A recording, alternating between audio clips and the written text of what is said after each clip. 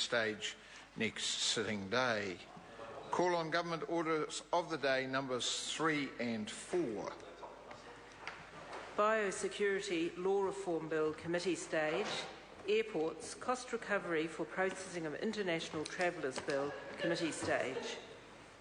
I declare the House in committee for consideration of the Biosecurity Law Reform Bill and the Airports Cost Recovery and Processing of International Travellers Bill. Mr. Chairman. Mr. Speaker.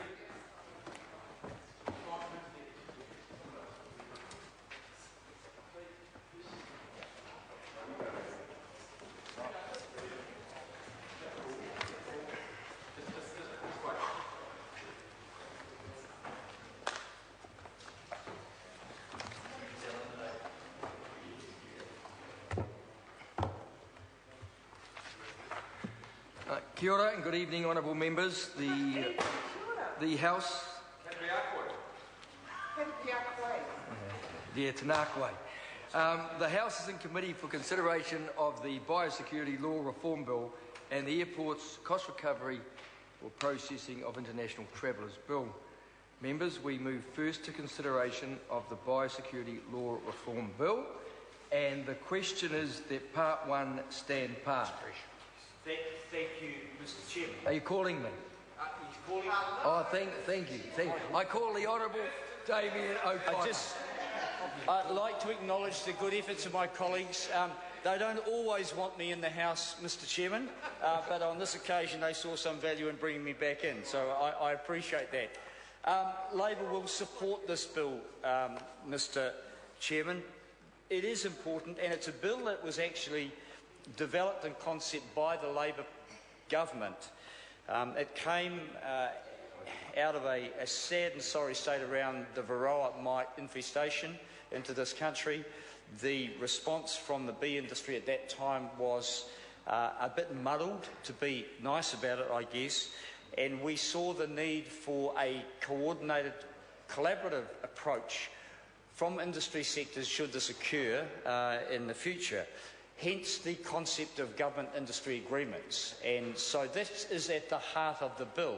The bill does cover other areas in the Part 1, of course, in particular that we're debating here.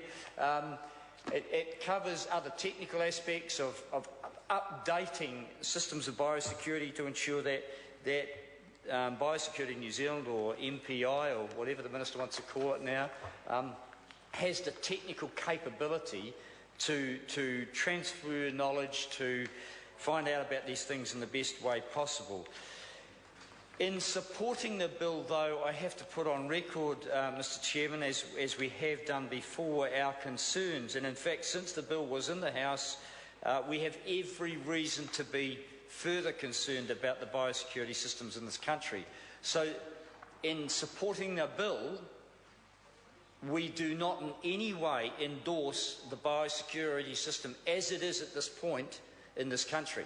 I think it's sadly lacking. I think there are insufficient resources, and there's huge risk to our economy every single day.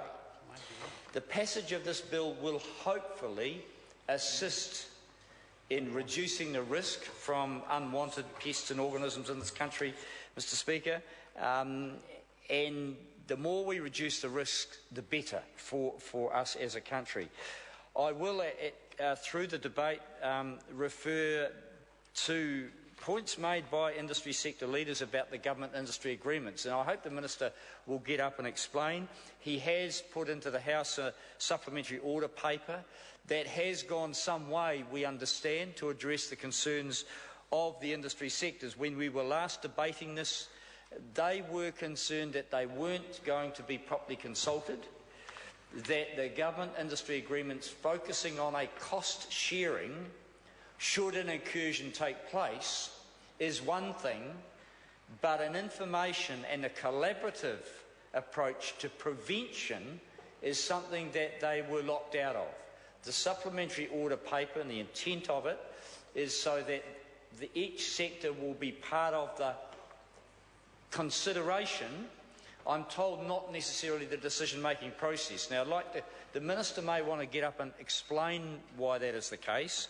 I think there's some ideological belief that the sectors are self-interested, and that's probably not far from the truth, that they do not have an ability to balance the requirements of open trade and biosecurity protection. I do not buy into that. Most producers in this country are fully aware of the need for open trade internationally. They understand we can't close our borders unnecessarily, but they do rely on science-based evidence to have fair risk assessment and risk analysis.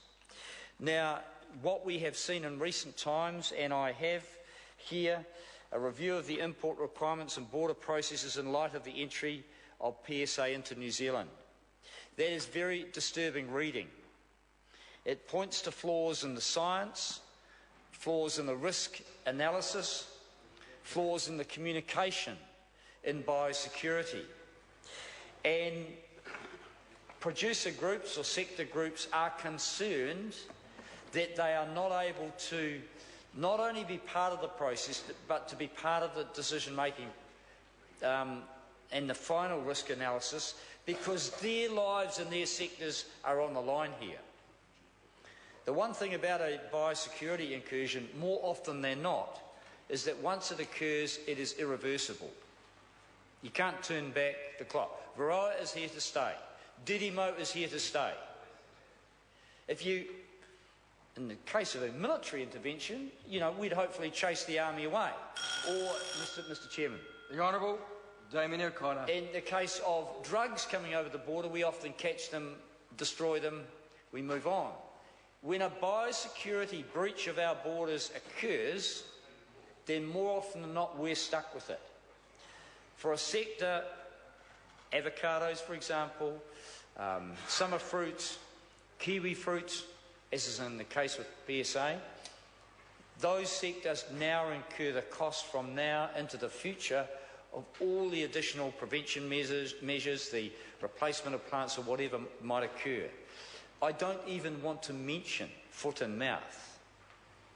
The cost to our economy would be astronomical. So in supporting this piece of legislation, we're doing so with a view to improving the system, but not in any way admitting that the system is right at the moment. Now, we hear from the CEO of MPI saying that we have a world-class biosecurity system. I don't believe him. We have a reasonable system and that we've worked on it, but the resources have been squeezed and the risks have increased. So, in the same way that we think we've got a first world economy, by many measures, we're actually approaching third world status. Level of debt, some of the challenges in front of us. Now, we always try to be optimistic. In the issue, in the area of biosecurity, being optimistic is not good enough. We actually have to guarantee that we've got secure borders, Mr. Chairman. That's why we are going to push the government on this. We're going to ask the hard questions. And in fact, the bill as originally introduced by the government did have major flaws in it. I'd like to acknowledge the good work of the Select Committee. Chair, once again, Shane Ardern, should be Minister. Shane about that. I know I'm not helping you, I know, but nonetheless, a very good, no, well, I think it, Talent, that's not a good thing. No, it's not, and unfortunately you've had your last chance, because we'll be in government next time with a bit of luck and a bit of good hard work. And who knows, it may be very, very soon, depending on the outcome of a meeting taking place now. Anyone heard a report? Is that the police meeting or is that the Maori Party meeting? It could be either one. I think there are two coalition partners in trouble as we speak. Mr. Chairman, we hope that we can take charge of the biosecurity system. We doubled the funding for biosecurity when we were in power, from 94 million to 187. That was the commitment of the Labor government to biosecurity, and in the first budget, in 2009, the National Government cut the funding for biosecurity, and cut the number of jobs. And in fact, the flow-on from that is close to 90 jobs are now gone. Are they the ones who cut the dogs as well? They have cut the dogs. There has not been a dog at Wellington Airport since October of last year. Yeah, You saw one the other day? That's right, they may have borrowed one. They may have borrowed one from Auckland or Christchurch. In fact, I think one was going to be bought up for Christchurch just to satisfy a few politicians coming back from Australia. But unfortunately, it's not permanent yet. And the system has huge gaps in it. People are writing to me, they're writing to the Minister and saying there are huge gaps in biosecurity. And if the officials stand up and say we've got a world-class system, it's all hunky-dory, then they are wrong. And I understand they have to work with the limited resources the national government give them. But you can't kid yourself that we have a world-class biosecurity system. If this bill passes, and I guess it will, we're certainly supporting it, then it will take us some way forward. But the guts of the GIA agreements, at the government industry agreements, is actually around how you manage an incursion once it's happened. Well, in fact, good biosecurity systems will prevent those. And that's the area we need more focus on.